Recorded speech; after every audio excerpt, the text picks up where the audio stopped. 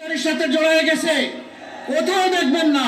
তার একমাত্র কারণ তারা কোরআনকে সম্মান করেন এবং বুকে ধারণ করেন। তার একমাত্র কারণ তারা আল্লাহ সুবহানাহু ওয়া তাআলাকে ভয় করেন।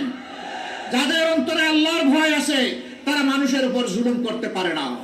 তারা মানুষকে ভালোবাসে, তারা মানুষকে শ্রদ্ধা করে।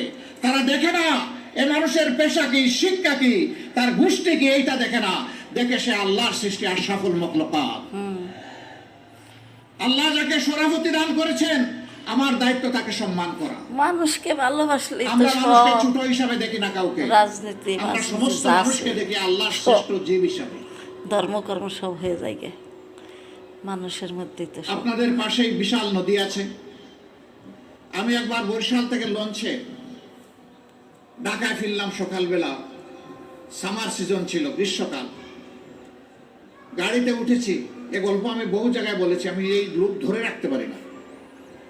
কিছু দূর যাওয়ার পরে আমার চালককে বললাম থামো। সে বলল স্যার সামনে ময়লার ভাগাড়, দেখতেও খারাপ আর গন্ধ আসতেছে। আমি বললাম এখানেই থামো, এখানে আমার কাজ। আমি 20 থেকে 22 মিনিট বসে আছি গাড়িতে।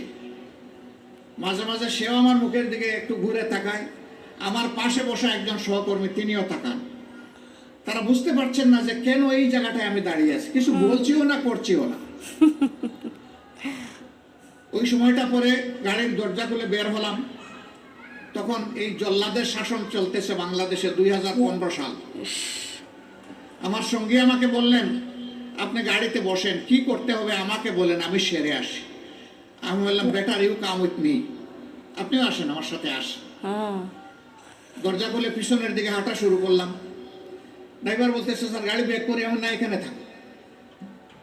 একটা খাবারের দোকানে গিয়ে ঢুকলাম, কিছু খাবারের প্যাকেট নিলাম, পানি নিলাম, নিয়ে আবার এসে গাড়িতে বসলাম। এবার চালক বলতেছে স্যার যাই। আমি বললাম না, আমার কাজ শেষ হয়নি।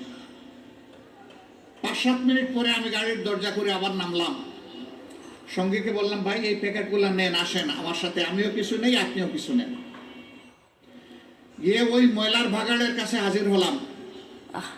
ততক্ষণে একদল লোক যারা এই ময়লাগুলা বেলচা দিয়ে ডাম্পিং ট্রাকে উঠিয়ে শেষ করেছে, এখন বেলচা ছুঁড়ে ওখানে ফেলে দিয়েছে।